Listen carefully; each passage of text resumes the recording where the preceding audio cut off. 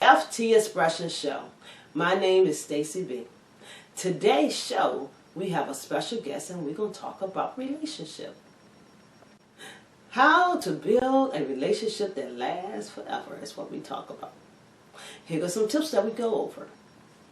1. Looking for love in the wrong places. 2. Where is the right place to look for love? 3. We talk about two sides to every story. And 4. We talk about what can break up a relationship. So stay tuned. Check her out. Hi, this is Stacey, and I am with the author, Chris. Hi everybody, I am Chrisnatha Derosier, author of Make It Last Forever, Building Relationships to Last a Lifetime. I read this book and I was such amazed. I've been married for 16 years, so therefore I like Make It Last Forever. Woo! Girl, we got to go through some stuff in here that I forgot about. So one of the things in here that I want to know, what inspired you to write this book? I wanted to write a book about relationships because I love love. Not being married yet, but being raised in a house where I saw so much love from my parents, and I wasn't necessarily seeing that in the people of my age range. And I just really wanted to bring back the basics and just to truly write a book about healthy, long-lasting relationships. Now, one of the chapters in your book I love the most because you said it's two sides to every story. And you said we women would ask our mate to do something, but then when he do it, we complain about it because the way he did it. And can you go in details about that? I was like, woo, I got it. Yes, I will. The chapter, there's two sides to every story. It's basically talking about how women and men are wired differently, and how basically we may have the same end goal, but getting to it is sometimes difficult. And I just discussed a woman who was saying, help me around the house, but not necessarily happy about the way that her husband helps around the house. So I just encourage everybody, if you have a spouse who is trying his or her best just to help you, appreciate the way that they help you, and just thank them for that. So just show some gratitude and it'll go a long way. I know what that means. Okay. Today, a lot of people's in the internet, tweeting and doing all that. And you put in here, looking for love all in the wrong places. Yes. What is the wrong place? Wait a minute, baby. We can go find love everywhere now. Yes. What is the wrong place? That is true. You can meet someone anywhere. But when I discussed finding love in the wrong places, I really wasn't necessarily talking about a physical place. I was actually discussing and really wanted to talk about an emotional place. Because I know in the past I found love in a hurt place. And whatever you are at the moment is what you attract. And so because I was hurt, I attracted hurt people. And I just couldn't understand why we couldn't grow together. We're two hurt people. And as it relates to love, two halves does not equal one whole. And we were both broken. And what happens when you have two broken people together is that your broken pieces start to cut one another. And so I learned that lesson, and I wanted to share that insight with other people. Wow, and I was like, where is she talking about this wrong place? And in the book, where's the right places at, correct? Yes. So then, explain that now. Yes. So you already gave me the wrong. Yes. Where I'm at emotionally. So then, where's the right place? Okay. Well, finding love in the right places is finding love in a place of pure joy, a place of peace, and a place of contentment. If you are a miserable person when you're single, you will be a miserable person when you're married. So it doesn't matter if that person is absolutely perfect. You will find things that are wrong because you're not happy with yourself. So it's important to be whole as a person, and then you can build with somebody else. So. Okay, so when you talked about finding happiness within, how do a person go there, find the happiness within? Because sometimes we don't know we're broken. We think we're perfect sometimes. Right, we do it all right. It's all about him. He's wrong. So how do I find the happiness within me? It's important as an individual to tap into who you truly are. And really doing some work. I mean, looking at maybe your past, how you grew up, and saying, why am I here on earth? What am I here to do? Because once you get an understanding of that, it kind of helps guide you in who you choose to spend your life with. Because if you know what you're going to do on this earth, then your spouse is chosen and you make a decision based on us being able to kind of do that together. So it's important just to do some work and see, why am I here on earth? What's this all about? And how can us being together not only benefit us, but benefit the world as a whole? Now, how do a young person figure that part out? Wait a minute, they like went tomorrow. I want to go to their club. And, you know, I'm dancing tonight. You know what I'm saying? That was all that. Right. Man, he cute. And he got a job. So that's not the right place for her to think. Where is she going now? You There's nothing. There, you know, we looked at them, man. Oh, he's sexy tonight. Yes. You know, that's what I want to hear. You know, there's nothing wrong with having fun. There's nothing wrong with meeting people. You know, going out. You know, dating. I've done it. There's nothing wrong with it. But when you want to go a step further and get more serious, you want to be very mindful of who you choose to do that with. All right. Now, my next question is a big one. Okay. You ready? Yes. How to get to know the man outside the bedroom. That's what I say. Outside the bedroom. Yes. So before I hit the bedroom, what I need to do? Well, now, you gotta remember now, you got a lot of folks out here that hit the bedroom quick. So yes. Tell them now. And that's why I had to include this chapter. Getting to know a man outside of the bedroom. Why? Because a lot of women get to know him too quickly inside of the bedroom. And what happens is we don't know anything about him outside of the bedroom. And then we become surprised. I didn't know he was like this. I didn't know, oh my goodness, I had no idea. But the main way to get to know him outside of the bedroom is to simply stay out of his room. Don't go in there. Create boundaries. But I have something. Cute. I know, but you just gotta so hold on. When he talks and to I know. And on Texas, he sent me. Girl, he love you, my boo. I like those text messages too, but you know, I have to have some boundaries. But one thing that I created, that I've kind of done for myself, actually, and I've told my girlfriends about it. I have something that are called day dates, where if I'm getting to know somebody at first, I say, let's go out during the day. And I learned that this takes off a lot of pressure. Because I don't know, something about the evening time, you just get real stressed. And you're like, oh my goodness, it's dinner. Oh my gosh, I have to be like this. But during the day, people are really themselves. They kind of let their guard down. So it's really fun just to do stuff during the day. Go to the museum, go to the park, and you know, just really sit down, enjoy a matinee, and just have a good time. And that person really starts to share their heart, and then you'll get to know them better. He don't share his heart like that. He's still talking about the slang that some people talk today. I can't even explain one of them. You know, I was trying to think some of the things. My son is 21, and I was trying to think some of the things he was saying, but it's not clear to me.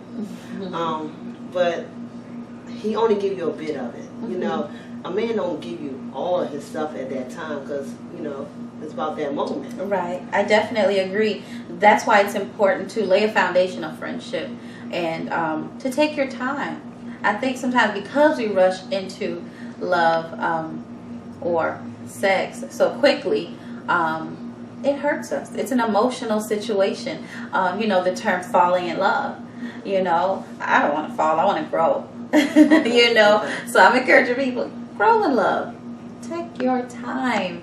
It'll be worth it in the end. And also, you get to see what you don't like. If you're not down for this relationship, you can move on. No strings attached, no hurt feelings. So what are some of the different ways that you can be intimate with someone out being sexual? Well, I'm actually glad you asked me that question, Stacey, because a lot of people have a misconception. They think that being intimate is sex. That is not actually true. You can be intimate with someone without having sex. You can have an intimate relationship with family members. So it's not necessarily sex. It's definitely, it could be a part of it. There's different levels of intimacy. The first one is physical attraction. I don't care who you are, you have to be physically attracted to who you're getting to know. It's important. So that's definitely one level of intimacy. Another level of intimacy is recreational. Like, what does he like to do? You know, what do you like to do? You both want to go to the basketball games. You both enjoy art. You want to go to the museum. You like going to the movies. So there has to be some type of similarities that you both share. And then that brings you guys closer, and that builds the intimacy.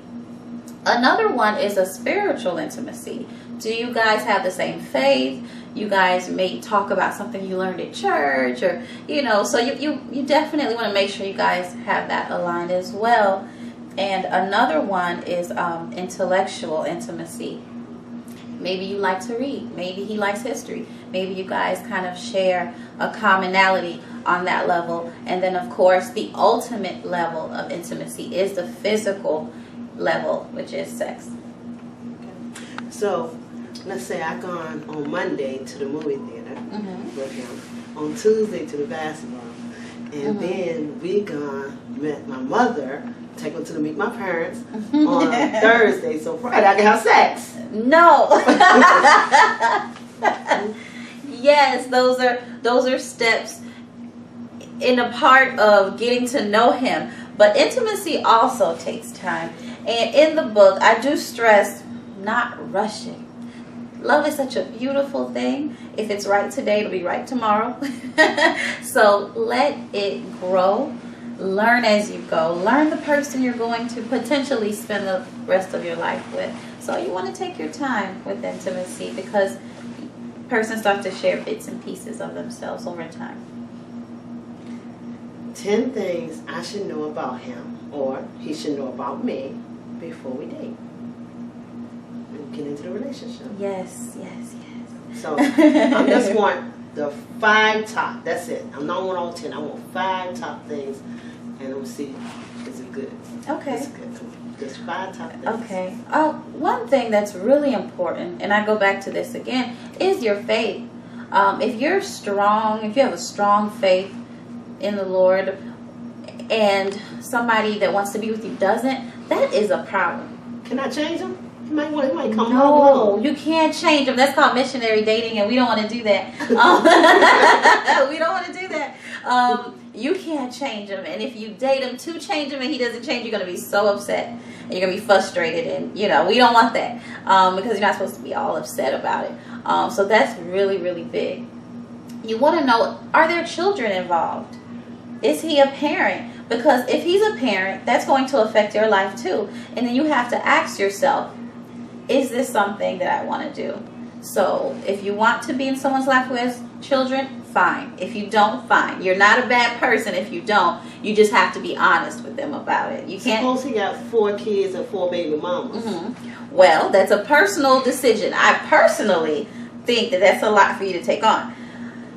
There's a lot of different women. So understand that in that situation, you're going to have to share him. So if you're a jealous person, or if you're possessive, that might not be the route you want to go. That might not be the route you want to take. Okay, it's important to know the person's past. I have a confession. I Google everybody before I go on a date with them.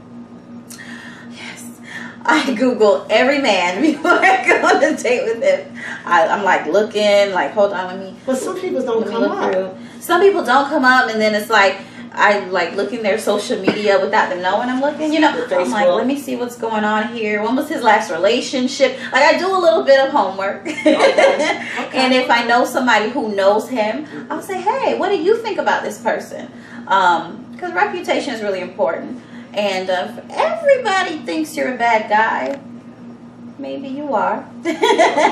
So I just kind of, yeah, I don't want to say that I automatically say no by looking you up.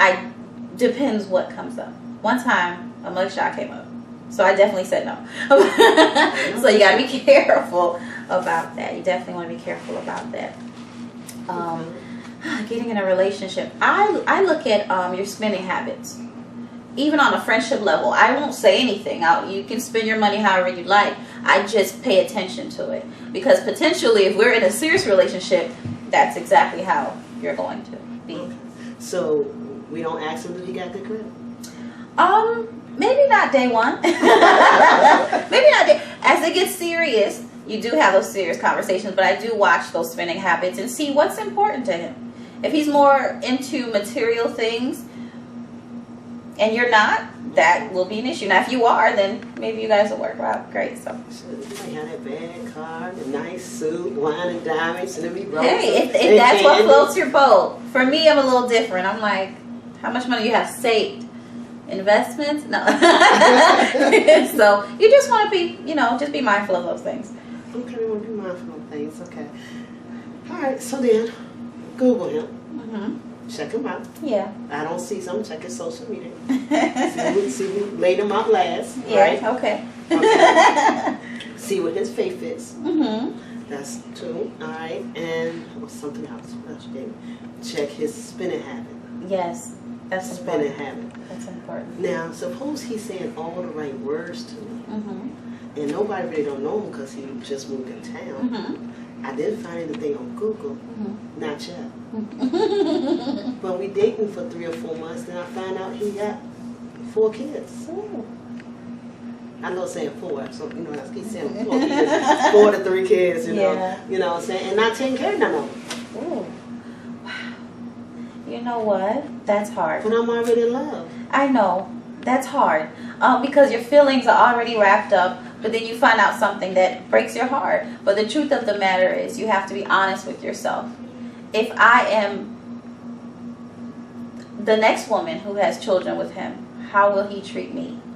So I'd rather be brokenhearted now than be brokenhearted with the child later. So I just have to look at it. What would make me different? Because he's going to tell me that I'm different. He's going to tell me, oh, well, they're all crazy, those 4 women in a row. Right. You're different.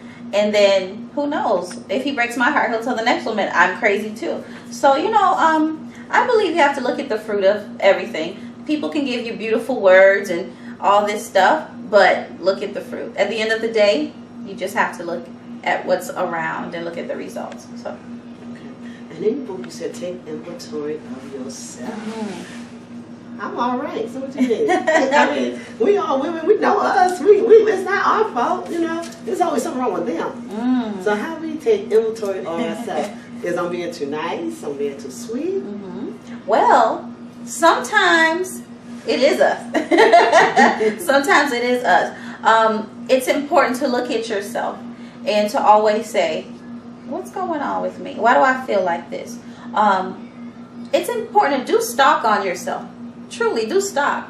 Am I too mean? Too passive? Am I too quiet? I don't communicate enough? Too aggressive? I'm stubborn? I'm selfish? And one of the interesting things about relationships is that it's a mirror. You can hide from yourself when you're single. Who's going to tell you you're selfish? You're not going to tell yourself. You're like, oh, I'm fine. Until something happens in your relationship and the person said, oh, that's selfish of you. You're like, wow, not me. But then you start to learn about yourself because there's a give and take, and sometimes you're not willing to give, but you're willing to take. So you definitely have to look into yourself and say, what's going on here? Am I being fair? Am I giving what I'm asking for? So you just have to really sit down with yourself first and make sure that you're ready for a relationship that will last forever. Okay. So I can't be too selfish. Mm-hmm. But I still got to look out for me first, right? You do have to take care of yourself. You have to guard your heart. But love is what it does. Okay. But he might be selfish. And it might always want him. And I'm running around doing everything for him. And he might not give me that with that end to bit. So then therefore I need to be a little mean to make sure he see me. There should be boundaries. Especially if you're not married yet. There should be boundaries. However, it has to be give and take. And I would say go as far as learning each other's love language. Love language? Mm-hmm. Wow. What's that? Love languages are important because it's how you feel loved. If my love language is communication and all you want to do is text me, that might bother me. But you think that I communicate with you so much. I text you all day. But for me, I'm like, I need a phone call. I need to see you. I need, quality time. So it depends what I need. So it's important to always check in and say, how can I serve you? How can I show you that I love you? And if that's spending time 2 times a week, if that's calling to say goodnight, if that's what you need for you to know how I feel, then that's what I need to do. Okay. I got this love language thing. I got this love language thing. I have it. So love language is how I want him to treat me. Right. Do I want to spend a couple of hours a day with him, that I let him know that's the type of person I am. And it's he's not how that you person, receive the love. Yeah. And he's not that person that want to be clinging to me, then he might not be that person for me. It depends. If he's not that type of guy, but he's willing to do it because that's what you need, then that might be a whole nother story. So. Okay. All right. So, some things we need to think about. We talk about the different types of relationship. What kills a relationship? So many things. A few things that will kill a relationship is friends of the opposite sex. Not just having friends of the opposite sex, but having friends of the opposite sex and keeping it a secret. Anything you do that's looked at as a secret, it just doesn't look good to your spouse. So you want to make sure that it's open. If you have a friend of the opposite sex, your spouse should know that person. They should know their name, late phone calls. Like, there needs to be boundaries, because at the end of the day, there has to be respect for your relationship and for your spouse. Another thing is mismanagement of money. Maybe not necessarily the lack of money, but mismanagement. Some couples can do well together with 2 incomes, but because one might like to shop and the other one likes to save, that might cause a problem. It's always good to talk about it. You know, there should be a number amount where it says we have to talk about this before you spend it, you know, just to keep the peace. Another thing that can kill a relationship is either being too independent or too dependent. It's important to meet in the middle and be interdependent, where you both depend on each other. Because if you're too independent, I don't need you, then that person feels like you don't need them. And being too dependent, it's almost like you can't stand on your 2 feet. So you want to make sure that you guys, you know, depend on each other. So it's really important. What else can kill a relationship? Another thing that is a relationship killer is difference in goals. It's important for you guys to see eye to eye. Everything won't be perfect, but it's important, at least where you're headed in life, that you guys really agree. If one of you is very ambitious in your business or in your calling in life, and the other one is very passive and just really could care less and not even supportive of that, there will be problems. And even if you're together, it will just, you'll never truly come together on that level. Another thing is, if you're dating, one of you really wants to get married and the other one, they could do without it. That's a problem. You don't want to marry somebody that really doesn't want to marry you. And I see this a lot. Maybe the girl's more excited and he feels like, I don't want to lose her, so I might as well. Or she's kind of like, I've been with you for a while, so why not? But not truly saying, I really do want to spend the rest of my life with you. I understand what marriage is and how valuable that is. Because if they don't understand, even after you walk down the aisle, they may not make it. So you want to make sure that you guys talk about some similarities. We both have a passion for this. Let's get together and make it great. We both want to travel the world. Let's do that. You know, so you want to make sure that you guys are truly coming together. There will be some differences and different perspectives, and you have to be open, but at least you guys have the ability to kind of meet there. The other relationship killer, this is a big one, infidelity. Whew. Now, if somebody cheats, it doesn't mean it's a deal breaker for everybody. Some relationships and some marriages, they can get past it, but I'm sure it's extremely, extremely difficult. But it can be a relationship killer for some relationships. Some people just can't get past the hurt, can't get past the lies, can't get past the distrust. But in rebuilding the love there's 2 things you have to do. You have to forgive, and then you have to reconcile. Some people forgive and don't reconcile because they're still holding it in, right? They're still using it, and Yeah, girl, we putting it over somebody's head. We gotta bring it back every time. I remember when you know, but you know, you can't do. If you say you forgive, you gotta forgive. And but you're not supposed to forgive. You don't forgive, but it can't keep coming up. That's not fair. Okay. You know, it's not fair. And also, if you're gonna reconcile, you have to truly reconcile. If it's counseling, you know, whatever you have to do. If you feel like the relationship's worth saving, do what you have to do. Get a third party and do what you have to do and rebuild on that. Ooh. I have one more that I want to share. A relationship killer is a lack of respect.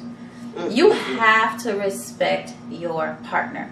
You cannot. You just can't. You just have to respect them. Because if there's children involved and they see that there's no respect between you two, the children also won't respect you as well. Children do what they see. Lack of respect, it just goes so far. If my spouse says, Chris, I would rather you not do this, then I don't do it. Why? Because their feelings are important to me. So you want to make sure you really respect that person. Respect their feelings. Respect who they are. Honor them as a person. And, you know, you definitely could save your relationship. So you want to be careful. So suppose he do get mad at me and call me out my name and say a couple of things. I get mad and say some things at him. So we already hit that. How can we stop it? What do we need to do now to get that respect back? Because we're so angry at each other and been together for a while that we lost some of that respect.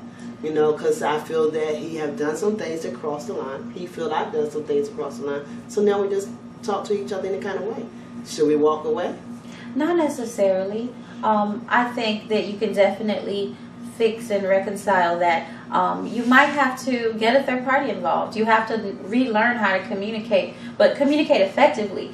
Both of you could have came from families where you didn't communicate well, and so this is how you guys now speak to each other, but it's unhealthy. It doesn't build you up as a person. Your spouse is supposed to build you up and support you, make you feel good, not tear you down. So you want to make sure you guys learn the right way to communicate.